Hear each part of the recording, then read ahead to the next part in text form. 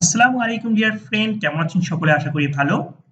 C শার্পের আরো একটি informative ভিডিওতে আপনাদেরকে স্বাগতম। আপনারা যারা আমাদের ভিডিওগুলো দেখছেন তারা অলরেডি জানেন যে আমরা সি শার্পের প্রত্যেকটা বিষয়ের উপরে টপিক বাই টপিক ভিডিও করে আসছি। তারই ধারাবাহিকতায় আজ আমরা যে বিষয়গুলো নিয়ে ভিডিও করব সেগুলো হচ্ছে কন্ডিশনস, সুইচ স্টেটমেন্ট এবং টার্নারি অপারেটর। আপনারা যারা আমাদের ভিডিওগুলো ইউটিউব থেকে দেখছেন অবশ্যই আমাদের চ্যানেলটাকে সাবস্ক্রাইব করে রাখবেন এরকম আরো ইনফরমেটিভ ভিডিও পাওয়ার জন্য। আর যারা ভিডিওগুলো ফেসবুক পেজ থেকে দেখছেন অবশ্যই পেজটাকে ফলো করে রাখবেন। তাহলে চলুন সরাসরি আমরা আমাদের মূল টিউটোরিয়ালে চলে যাই। কন্ডিশন প্রোগ্রামিং এর খুবই গুরুত্বপূর্ণ একটি বিষয়। আমরা যখনই কোনো ডিসিশন মেক করি সেটা অনেকাংশেই আমরা কন্ডিশনের উপরে বেস করে করি। আপনারা যদি এই বিষয়গুলো খুব মনোযোগ সহকারে কন্টিনিউ করতে পারেন তাহলে যে কোনো প্রোগ্রামিং ল্যাঙ্গুয়েজে কন্ডিশন আপনারা সেম ওয়েতেই দেখতে পাবেন। দেখতে পাচ্ছেন এখানে আছে the if statement will execute only if the condition inside the parenthesis is evaluated true. The condition can include any of the comparison and logical operators. এখানে যে বিষয়গুলো বলছে সেটা হচ্ছে if স্টেটমেন্টটা তখনই মূলত এক্সিকিউট করবে যখন তার প্যারেনথিসিসের মধ্যে রেজাল্টটা ট্রু হবে এবং if স্টেটমেন্টের যে প্যারেনথিসিস আছে বা স্কোপ আছে সেই স্কোপের মধ্যে কন্ডিশনের আমরা ব্যবহার করি কম্পারিজন এবং লজিক্যাল অপারেটর। আমরা যদি একটু এই কোডটির দিকে লক্ষ্য করি তাহলে খুব ভালোভাবে বুঝতে পারবো। এখানে সরাসরি একটা র্যান্ডম ক্লাস থেকে ইন্টিজার র্যান্ডমলি তৈরি হচ্ছে এবং প্রথমত ইফ স্টেটমেন্টে সে চলে এসেছে এবং এইখানে সে চেক করছে তার কন্ডিশন। যদি তার কন্ডিশনটি ট্রু হয় তাহলে এই যে ইফের ব্লক আছে এই ব্লকের কোডটা এক্সিকিউট হবে। এর পরবর্তীতে আছে এলস ইফ। ইফের কন্ডিশনটা যদি ট্রু না হয় তাহলে সে এলস ইফের কন্ডিশনটা চেক করবে এবং সেটা যদি ট্রু হয় তাহলে এক্সিকিউট করবে। আর যদি ইফ এবং এলস ইফের একটাও ট্রু না হয় সে বাই ডিফল্ট এলসে এসে এলসের মধ্যে যে কোডটা আছে সেটাকে এক্সিকিউট করবে।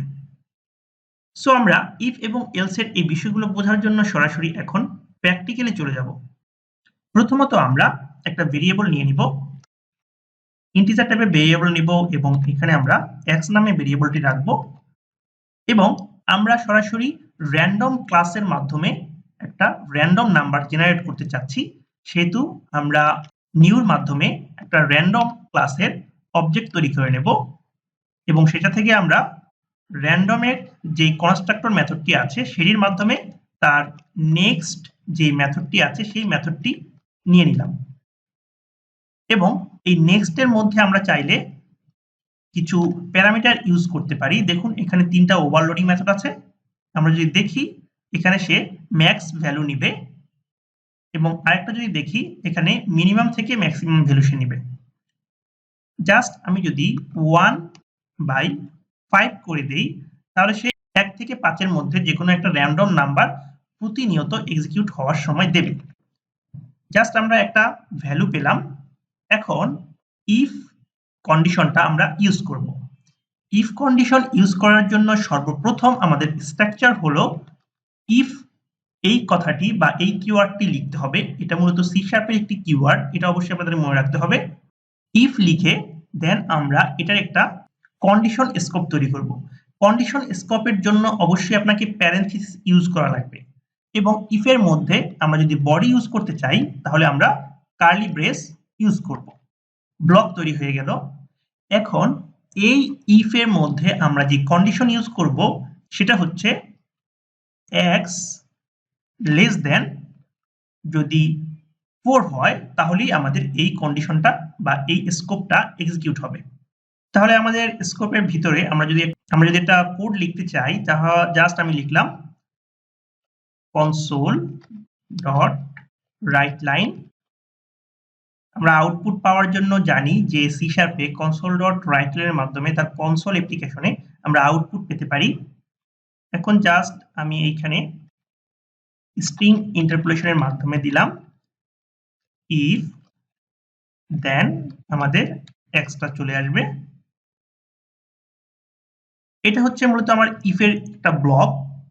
এই ইফের ব্লকের পরে সাপোজ আমাদের প্রয়োজন হচ্ছে যে x লেস দেন 4 হলে তাহলে আমাদের এই কোডটা এক্সিকিউট হবে। এরপরে যদি আমরা আরেকটা কন্ডিশন ইউজ করতে চাই সেম ভাবে, তাহলে আমাদের অবশ্যই এলস ইফ ইউজ করা লাগবে। তাহলে চলুন আমরা এলস ইফটা ইউজ করি। এলস ইফ ইউজ করার পর তার কন্ডিশনের জন্য আমরা অবশ্যই একটি প্যারেনথেসিস ইউজ করব এবং বডির জন্য অবশ্যই কার্লি ব্রেস ইউজ করব। এলস ইফ এর মধ্যে আমরা যে কন্ডিশনটা দেব সেটা হচ্ছে x গ্রেটার দেন 4। আমরা x গ্রেটার দেন 4 দিয়ে দিলাম। এখন এইখানে সেম ভাবে এর মধ্যে একটি কোড লিখব, console.WriteLine। এরপরে আমরা জাস্ট এখানে দিয়ে দেব স্ট্রিং ইন্টারপোলেশনের এলস ইফ, এরপরে আমাদের x এর ভ্যালু, তারপর জাস্ট ক্লোন। সো ফ্রেন্ড, আমরা এখন যেটা করলাম সেটা হচ্ছে আমাদের ইফের ভিতরে একটা কন্ডিশন প্লাস একটা ব্লক তৈরি করলাম, এবং যদি ইফ কন্ডিশন না হয় তাহলে এলস ইফের একটি ব্লক তৈরি করলাম। যদি এই দুইটির একটিও না হয় তাহলে আমরা এলস ইউজ করতে পারি। আর যদি আপনি চান যে আরো কন্ডিশন ইউজ করবেন তাহলে পুনরায় আপনাকে এলস ইফের মাধ্যমে কন্ডিশন বাড়াতে হবে। আমি জাস্ট এখন আর এলস ইফের মাধ্যমে কন্ডিশন বাড়াচ্ছি না, জাস্ট দিলাম এলস। এর মানে হচ্ছে প্রথমটি যদি ট্রু না হয় তাহলে দ্বিতীয়টিতে চেক করবে, দ্বিতীয়টি ট্রু না হলে তাহলে ফাইনালি এই কোডটা এক্সিকিউট হবে। তাহলে এখানে আমরা console.WriteLine, দেন আমরা দিয়ে দেব স্ট্রিং ইন্টারপোলেশন, দেন দিয়ে দেব এলস এবং আমাদের যেই ভ্যালুটা আসবে x থেকে সেই x এর ভ্যালু, এবং আমরা কমপ্লিট করলাম ক্লোন দিয়ে। এখন যদি আমরা এটাকে এক্সিকিউট করি, জাস্ট আমি ডিবাগার পয়েন্টটা এখানে রাখলাম এবং এক্সিকিউট করলাম, তাহলে আমাদের ডিবাগার পয়েন্টটা এখানে চলে আসলো। এখন আমরা উপর থেকে দেখতে পাচ্ছেন এখান থেকে আমরা F11 দিলে এক ঘর করে আমাদের নিচে আসবে। প্রথমে দেখি আমাদের কত নাম্বার জেনারেট হয়েছে। এখানে জেনারেট হয়েছে 5। এর মানে এখানে যেহেতু 5 হয়েছে, আশা করি আপনারা এটা ধারণা করতে পেরেছেন যে কোন কোডটা এক্সিকিউট হবে। আমরা কিন্তু প্রথমটা দিয়েছি অবশ্যই x লেস দেন 4, মানে 4 এর চেয়ে ছোট হতে হবে।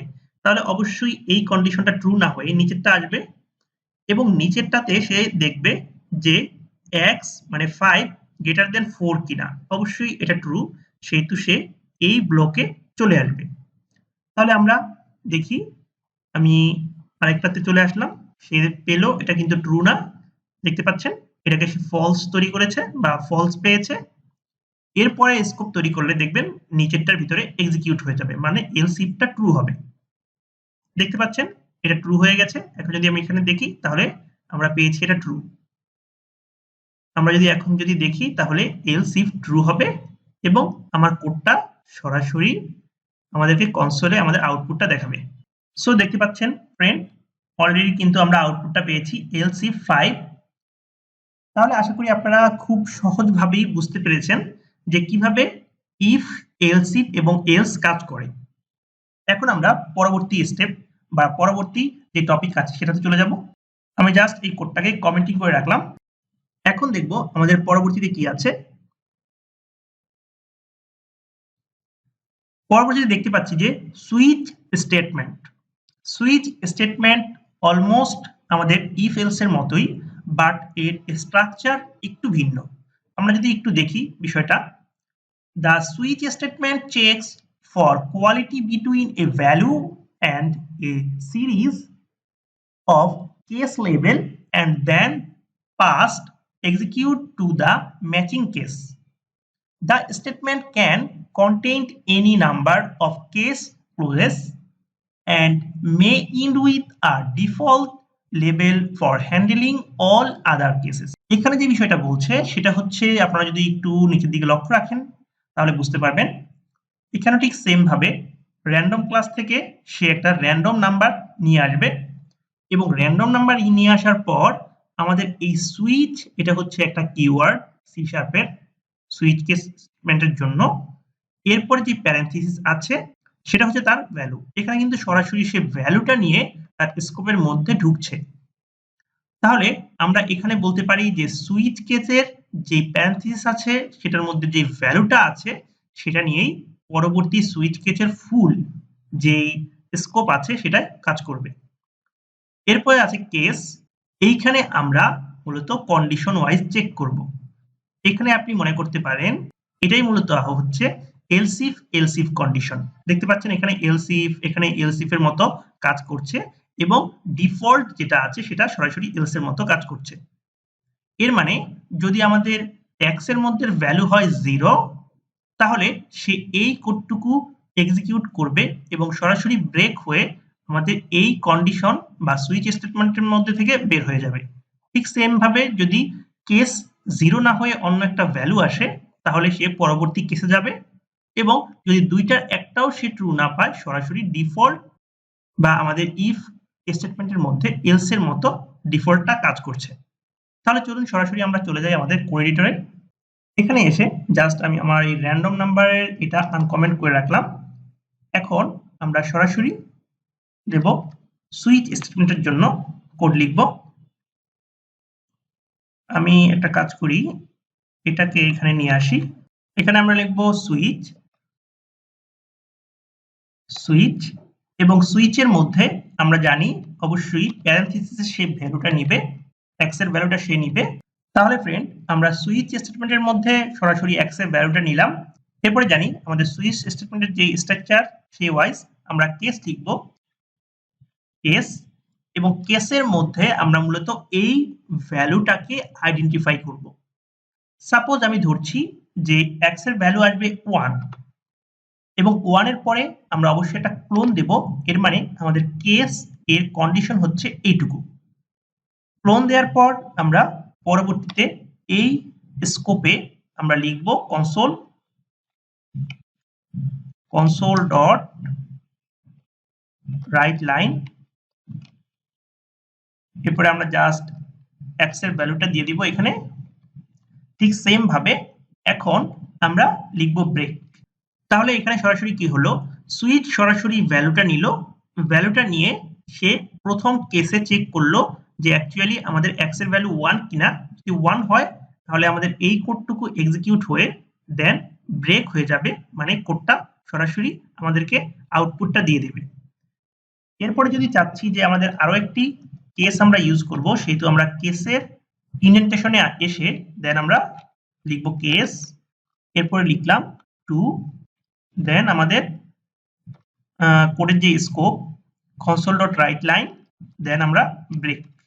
তাহলে আমরা প্রথম কেসে চেক করলাম 1 কিনা এক্স এর ভ্যালু, যদি সেটা না হয় তারপরেরটা চেক করবে এক্স এর ভ্যালু 2 কিনা।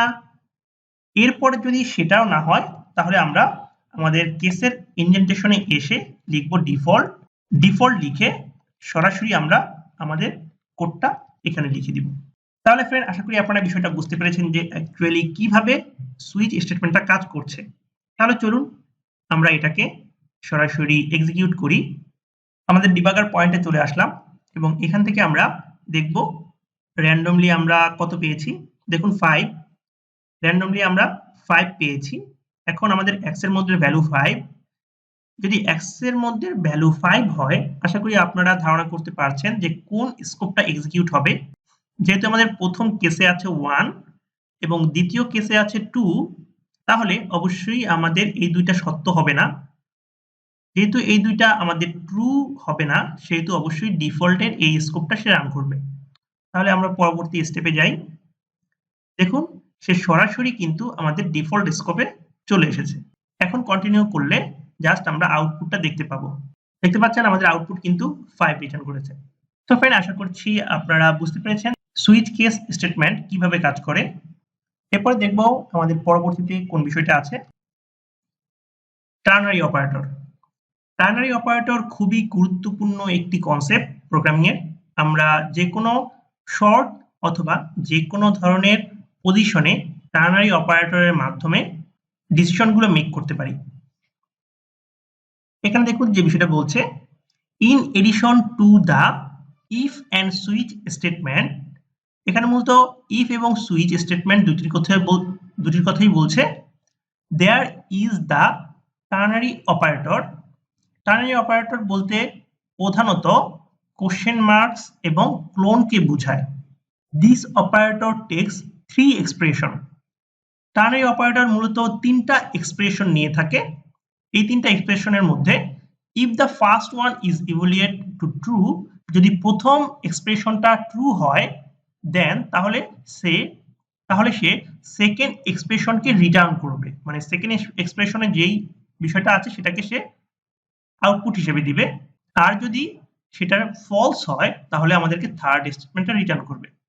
এখানে দেখতে পাচ্ছেন যে আমরা র্যান্ডম ক্লাস থেকে ডাবল ভ্যালু নিয়েছি এবং ডাবল ভ্যালু থেকে আমরা চেক করছি ডি লেস দেন 0.5 কিনা। যদি ডি এর ভ্যালু 0.5 হয় তাহলে আমরা 0 পাবো, কারণ আমরা জানি যে প্রথম স্টেটমেন্টটা যদি ট্রু হয় তাহলে আমরা সেকেন্ড স্টেটমেন্টে বা সেকেন্ড এক্সপ্রেশনটা পাবো, আর যদি প্রথম স্টেটমেন্টটা ফলস হয় তাহলে আমরা থার্ড রেজাল্টটা পাবো। চলুন তাহলে চলে যাই কোড এডিটরে। এখান থেকে আমরা সেম ভাবে এটাকেও কমেন্ট করে দেব এবং এটাকে কমেন্ট করে আমরা এখান থেকে নিব ডাবল এবং ডাবলের আমরা এক্স ভেরিয়েবলের মধ্যে রাখবো। আমরা র্যান্ডম ক্লাসটাকে তৈরি করার জন্য র্যান্ডমের একটা অবজেক্ট তৈরি করে নিলাম এবং আমাদের ডাবল ভ্যালুটা নিয়ে নেব। তাহলে আমাদের ডাবল ভ্যালুটা নেওয়া হয়ে গেছে। এখন আমরা টার্নারি অপারেটর ইউজ করব। টার্নারি অপারেটরে রাখার জন্য বা রেজাল্টটাকে রাখার জন্য আমরা জাস্ট নিলাম ডাবল, এটা জাস্ট ওয়াই দিলাম, এটা ইকুয়াল টু, দেন আমরা বলবো আমাদের এক্স এর ভ্যালু যদি গ্রেটার দেন 0.5 হয় তাহলে আমাদেরকে অবশ্যই তুমি রিটার্ন করো 1, আর যদি না হয় তাহলে রিটার্ন করো 2। এটাই হচ্ছে মূলত আমাদের টার্নারি অপারেটরের একটা বেস। এখানে আমরা যেটা ব্যবহার করেছি সেটা হচ্ছে আমাদের এক্স এর ভ্যালু যদি গ্রেটার দেন 0.5 হয় তাহলে আমাদেরকে রিটার্ন করবে 1, আর যদি আমাদের এক্স এর ভ্যালু গ্রেটার দেন 0.5 না হয় তাহলে আমাদেরকে রিটার্ন করবে 2। এখন আমরা আউটপুট দেখার জন্য জাস্ট লিখব console.writeLine। এখানে আমরা y ভ্যালুটা নিয়ে নিব। এখন জাস্ট পুনরায় আমরা আমাদের কোডটি এক্সিকিউট করব। আমাদের ডিবাগার পয়েন্টার ধরলাম। এখন আমরা দেখব যে আমাদের ভ্যালু কত আসে। দেখতে পাচ্ছেন আমাদের ভ্যালু এসেছে 0.64। এর মানে আমাদের কিন্তু এই রেজাল্টটা অবশ্যই ট্রু। আমাদের x কিন্তু অবশ্যই গ্রেটার দেন 0.5 এবং এইখানে কিন্তু অলরেডি দেখাচ্ছে যে আমাদের রেজাল্টটা হবে ট্রু, সেহেতু আমরা রেজাল্ট হিসেবে পাবো 1। কারণ আমরা অলরেডি জেনেছি টার্নারি অপারেটরের প্রথম এক্সপ্রেশন যদি ট্রু হয় তাহলে আমরা সেকেন্ড যে এক্সপ্রেশন আছে সেটা পাবো, আর যদি প্রথম এক্সপ্রেশন হয় ফলস তাহলে আমরা থার্ড যে রেজাল্টটা বা যে এক্সপ্রেশনটা আছে সেটা পাবো। তাহলে চলুন আমরা যদি এখানে কন্টিনিউ করি তাহলেই আমরা রেজাল্ট হিসেবে পাবো 1। আশা করি আপনারা বুঝতে পেরেছেন যে কিভাবে ইফ এলস স্টেটমেন্টগুলো কাজ করে অথবা সুইচ কেস স্টেটমেন্ট কাজ করে বা টার্নারি অপারেটর কাজ করে। যদি আপনাদের কন্ডিশন, সুইচ স্টেটমেন্ট অথবা টার্নারি অপারেটর নিয়ে কোনো প্রশ্ন থাকে অবশ্যই আমাদেরকে কমেন্টসের মাধ্যমে জানাবেন, আমরা যথাসাধ্য উত্তর দেওয়ার চেষ্টা করব। পরিশেষে সকলের সুস্বাস্থ্য কামনা করে আমরা আমাদের আজকের পর্বটি এখানেই শেষ করব। আসসালামু আলাইকুম ওয়া রাহমাতুল্লাহি ওয়া বারাকাতুহু।